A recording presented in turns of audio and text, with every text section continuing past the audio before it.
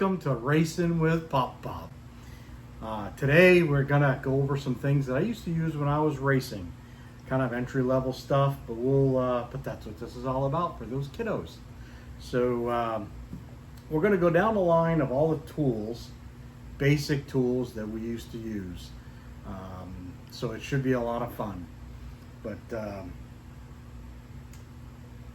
I'm very excited. I'm very excited to be able to show you guys some of the things that I used to do. So we used to race at night, so seeing was always something that we always had to struggle with. There wasn't always enough light.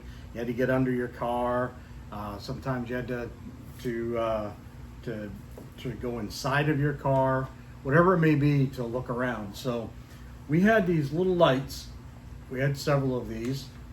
We turn these on, and you'd be able to set it on the ground, up here, over there, up underneath. Somebody could hold it for you. Some of them actually had a magnet to where you could actually set it on the side of the car, and it would just sit there for you, up underneath the hood, so you could look down underneath the hood and be able to see what you had to work with. And the nice thing about these, they all came with batteries. We would take the battery out, and then we would use our next tool. This one's a lot of fun. It's called a Sawzall. Put that bad boy right in there, and this is for making cuts. Maybe you need to cut some sheet metal back, got into a little bit of damage, the crew needs to come in, and they need to cut some sheet metal back.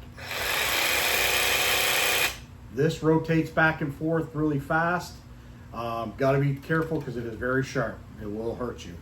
So, but this is battery operated as well. We'd have 3 or 4 of these sitting in our trailer ready to go.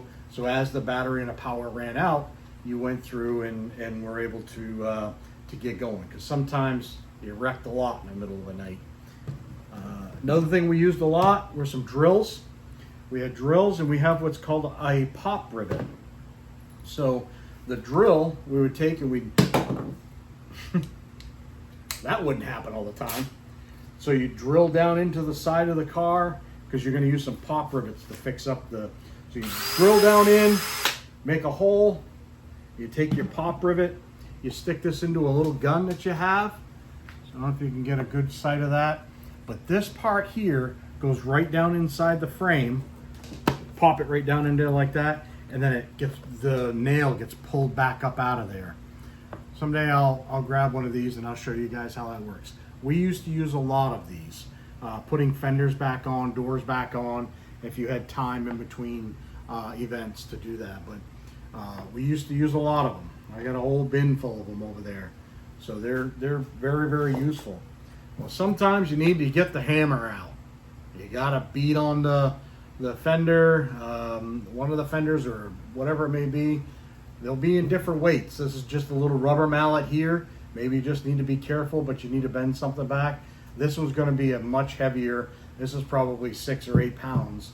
This is going to be heavier to really, as you can see, we've damaged it a little bit because, well, we wrecked a few times. It happens. But before you do all that stuff, you should always put your safety glasses on, because you never know when something that you're beating on comes off and hits you in the eye. You don't want to get hurt. We want you to stay safe. The sport's tough enough as it is, but we want you to be as safe as possible. So always wear your safety glasses when you're doing this. Very, very important. Some other things that we would use.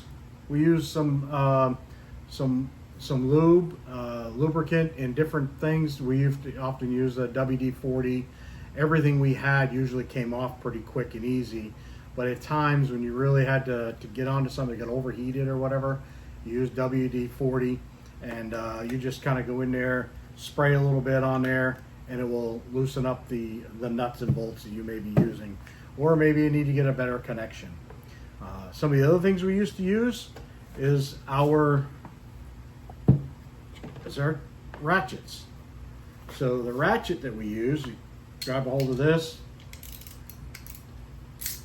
and it will allow you to put things on, take them off. That's the wrong size. We'll use a different size. There we go.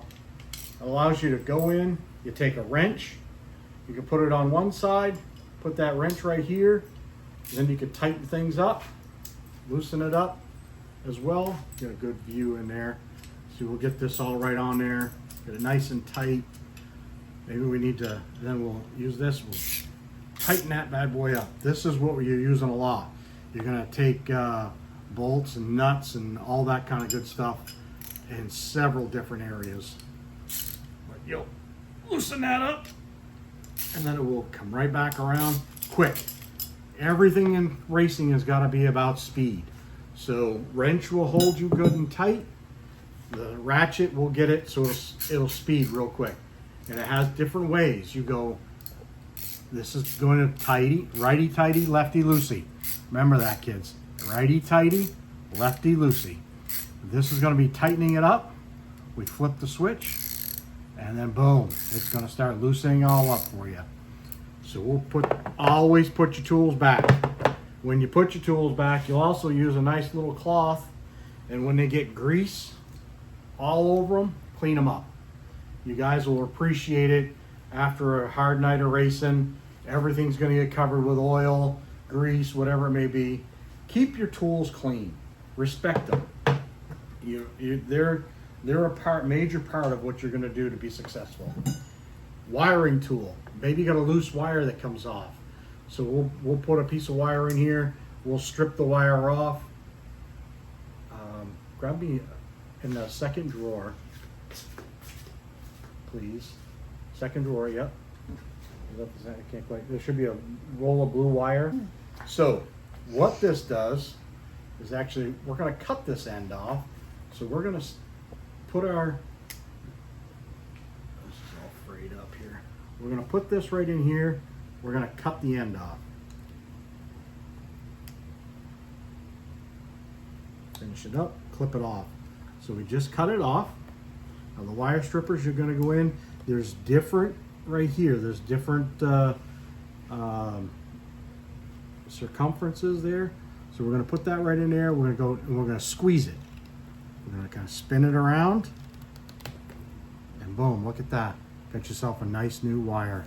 Then we use little clips to go over the top of that, whatever it may be, and then we can go in and we'll clamp it down, and we'll have a nice new connection that we can put in because maybe the starter's not working now, maybe a wire came off on the back of the dashboard, you have no lights on your dashboard, whatever it may be. But this is very, very handy, a lot better than somebody going in there with a knife or something not very safe. So wrenches are going to come in all different kinds of sizes. They're going to be smallest of small, all the way up to very large, depending on what you need. But most of the time, you're going to be using your ratchets because they're much quicker. Sheet metal.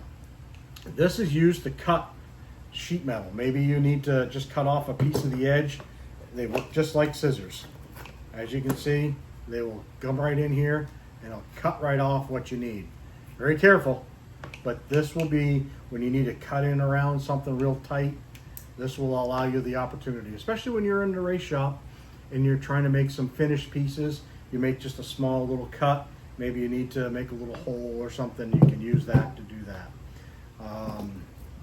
Screwdrivers, always useful. You've got two different styles of screwdrivers. You've got you've got a flat-headed screwdriver. You'll notice right there. See how that's got a flat head on it? That's what they call a regular screwdriver. Then you've got a Phillips screwdriver. As you can see, these will be in a little different sizes, but this is the most common one. But this will be used frequently when you're doing this. You have one or the other. Some of them you can actually pull them out, flip it around, and use a regular and a Phillips screwdriver. Very important, very useful. Use them all the time. Sometimes you need to pry things up. You'll have a screwdriver to do that. So another set of tools. Now when you get damaged, a couple of things that you have. Tie straps. Tie straps are very handy. They're come in all different sizes, colors. We used to have some of these that would match the color of the car, so that we would maybe we're putting in our roll bar cage padding. We would use this, we would put it in here, you go right around, you stick that in the little hole that's right there. I don't know if you can get a good look at that, but you put it in there and you hear it kind of click. It is locking in. So now it's locked in there. Tie straps are very, very handy. I used to use them on roll cage padding all the time. Maybe you got a mirror that's vibrating and you just can't seem to get it to stop. This will help you in that manner. So when you have wrecked, one of the most useful tools out there, they call this 200-mile-an-hour tape, duct tape. This right here is very, very sticky. You'll see some of the teams now will actually have bare bond. It'll be this wide and you'll be able to put it right on a fender and be able to pull it all back. But in the everyday racers, this is what you used. You use this to tie back a fender. Maybe the hood pins are broke, whatever it may be, but you're going to use this to kind of put it right down there and put two things together. Very, very good tape. Won't come apart, as you can see. It's very, very good. Very useful, very inexpensive. So you always have a bunch of this hanging around. I used to have, my car used to be red. We had some green, black. I would have all those colors so that if we had to do some repairs in between races, we could make it match, make it look like it wasn't damaged when it was out on the track, when the fans up in the stands were watching it. But very, very useful. All race teams have a form of duct tape in their toolbox. They will use it. They don't want to, but they will. You will use this at some point too. So it's very inexpensive, $5 a roll. It's not very much money, but it works out really, really well. So now we're going to go into kind of some setup stuff. We're going to talk about what you do to set some things up. Oops, hold on. Hello. Yes, this is Racer Mike. You're on with Racing with Pop Pop. You want us to do what? Talk about air pressure. Okay, I can do that. I'll talk about what we used to do with the tires. Absolutely. All right, sounds good, Mr. Crew Chief. Take care. Bye-bye. That was the Crew Chief telling us what we should do next on our handy-dandy Dale Earnhardt phone. So what we would do before preparing for a race, we would have to measure the tires. We would measure what's called stagger. We want one side of the tire, and we'll go down into this down the road. We're going to measure the circumference of a tire. And the circumference of a tire is what's all the way around the tire. Circumference is what you're going to measure all the way around the tire. So technically what you want is you want your outside tire to be a little larger than your inside tire. Helps you corner a little bit better. Some tracks are different, but for the most part. So we would take what we call our stagger gauge, we put it on here, and we would wrap it right around this tire. Here, let's do this. We would wrap it right around this tire right here, and we would measure it. And that's okay, that's 12 inches. So then we would go to another tire. Go to, out of the tire pile when we're going to get tires for the day. We go in here, we'd measure them up. Okay, this one's 13 inches. So now we know we got a larger one on this side and on that side. So when we put it on the car, technically this tire should blow up larger than this tire. Handy dandy dump truck. It's always good, isn't it? All right, so now we're going to air up the tire. We use a tire gauge. Some people have some a little bit larger so they can see them. They'll have digital. I never liked a digital. I always wanted to have an analog gauge. I wanted it to be as accurate as I could. And I felt that with a digital gauge, after dropping it in a toolbox and whatever, I always liked these here. I used to carry a couple of these. Very, very handy. But this is what we would do is we go up to the tire. This is what your kids' bikes tires tubes look like. So we're gonna put this right here. We're gonna put that, and if you get in there, you can see it move. Do you see it move?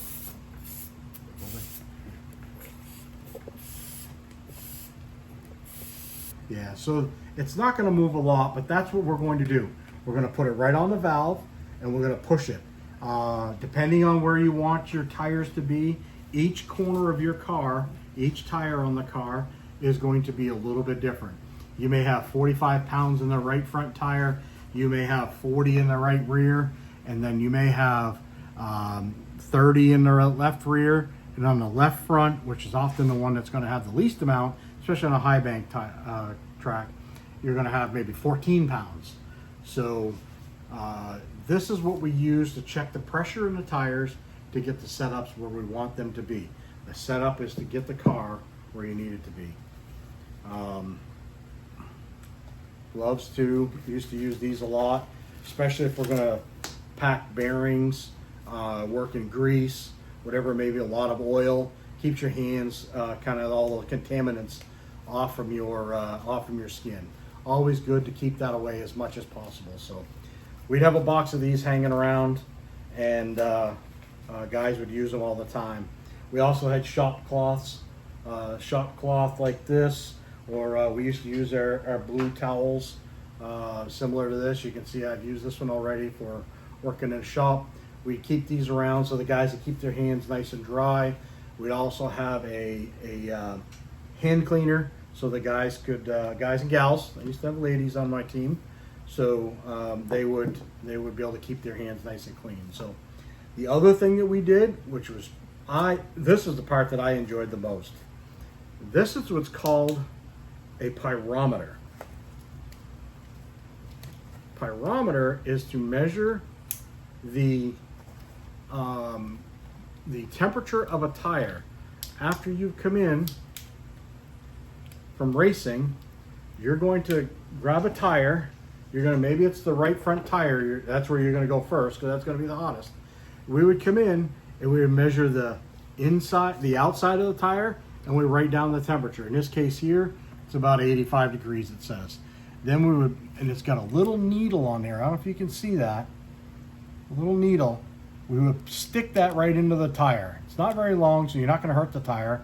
We would stick that right into the tire, and then it would read 89 degrees. We would go to another one, and the inside, maybe a further one in, it'd be 90 degrees. Then another one inside. But when you actually come off the track, these temperatures may be 140, 150 degrees. Tires get very, very, very hot. This is the way we can tell how a car is set up. If you've got a tire that is hotter in the middle than it is on the outside, maybe it's got too much air pressure.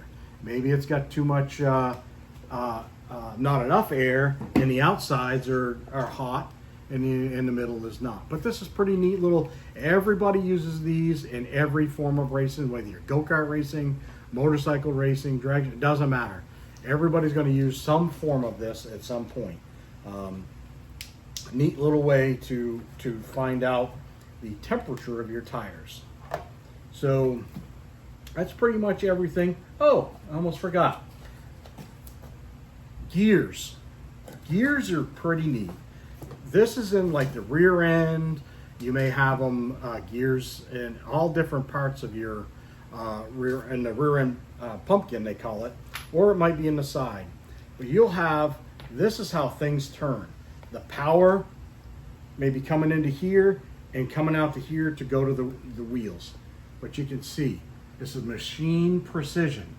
They have to be able to turn very effectively, but kind of neat. It just really, I don't know why I still have these, but I do. But it is, and they're very heavy. They're very, very heavy duty. These, when they come off, this is for a rear end, for to reduce the gear ratio. If you're going from one track to another, call them quick change. You can pull the 2 gears out, put 2 more back in. When you take those out, those will be extremely hot. You have to actually have pliers that you'll reach in and grab them out and take them out of there. A lot of guys will actually use mechanics gloves. These are very, very handy, especially when you're going to handle something that may be a little bit hot. You put them on, but it also keeps, maybe there's little pieces of metal hanging around, but you've got the gloves. Some gloves will have magnets on the back of here, so if they're changing a tire, they'll have extra lug nuts on here. Not like the NASCAR Cup guys where they have just the one big lug nut in the middle. everybody in the street level and in the local racing level will have 5 lug nuts, 4 or 5, on their wheels. So they'll have a magnet on the back of here. So if they drop one, they don't have to try and find it. They can just grab another one and roll it right on there. So very, very handy. Nice and, again, with your safety glasses. It's always good with your gloves. Safety glasses. You're always going to be trying to be as safe as you possibly can. We're in a dangerous sport, but it can be fun if you take precautions and do the things the way you need to do. So, but that's a brief thing. We're going to go into some more detail of things going down the road, maybe how to measure some tires, why you measure tires, what happens when a car has an accident, what do we need to do to repair it. We'll go through some of that stuff. This is just kind of a good little brief overview of some of the tools we used to use. But thank you. Thank you for joining me today here with Racing with Pop Pop. I've enjoyed it completely. I hope that you're enjoying your time. If you have any questions at all, please place a comment down below. I'll address those and we'll come up with some answers for you. But most of all, thank you for visiting Racing with Pop Pop, and don't forget to go to your local short track and support them. This weekend I'm headed to Daytona. I will give you some video. I'm really looking forward to doing that. I'll see what I can do for getting some up close videos and kind of tie it into there. So going racing this weekend. But in the meantime, local short tracks, visit those, have fun, go to the pits afterwards. All the drivers want to see you guys. Come on down, come down and visit them. And I guess it's let's go racing!